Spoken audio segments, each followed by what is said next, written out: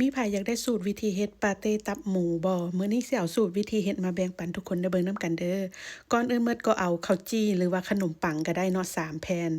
มาแช่ใส่นมงัวรสจืด250 ml ถ้าไผบ่อยากใส่ข้าวจี้และนมนี่ก็สามารถเปลี่ยนเป็นแป้งสาลีอเนกประสงค์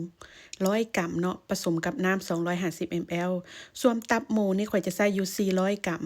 เอามาล้างทำความสะอาดดีๆเดี๋ยวสิเอามาแช่นมก็ได้หรือว่าเอามาคั่นเกลือคั่นแป้งก็ได้เนาะแล้วแต่ไผสะดวกสิล้างแบบใดหลังจากนั้นก็เอาตับหมูนี่มาใส่โถปั่นข้อยจะใส่หมูบดลงไปประมาณ200 กรัมเนาะผสมใส่ให้มันแซ่บหั้นนะหลังจากนั้นก็เอาขนมปังที่แช่นมลงไป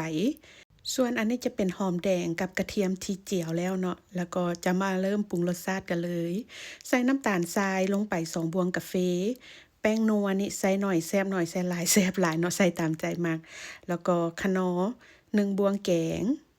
พริกไทยนี่ข้อยมักเผ็ดๆข้อยก็เลยใส่1บวงแกงถ้ามันไผมีเด็กน้อยนี่ก็อาจจะลดปริมาณลงเนาะหลังจากนั้นก็ใส่น้ำซีอิ๊วลงไป2บวงแกง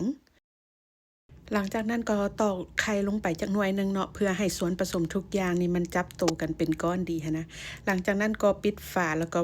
บดให้มันมุนละเอียดดีเลยเด้อทุกคนหลังจากนั้นก็เอามาเทใส่ถาดเพื่อสิเอาไปนึ่งในขั้นตอนต่อไปเนาะเห็นบางคนนี่ก็เจ้าก็สิเอาเข้าเตาอบ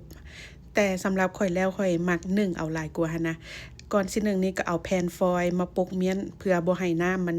หยดลงใส่ปาเต้เฮาเนาะจะใส่ไฟแรงนึ่งประมาณ40นาทีหรือจนกว่ามันสิสุกเนาะหลังจาก40นาทีผ่านไปปาเต้ก็สุกดีแล้วหลังจากนั้นก็ยกลงออกจากเตาได้เลยเนาะลองเอาสูตรนี้ไปเฮ็ดกินเบิ่งเด้อทุกคน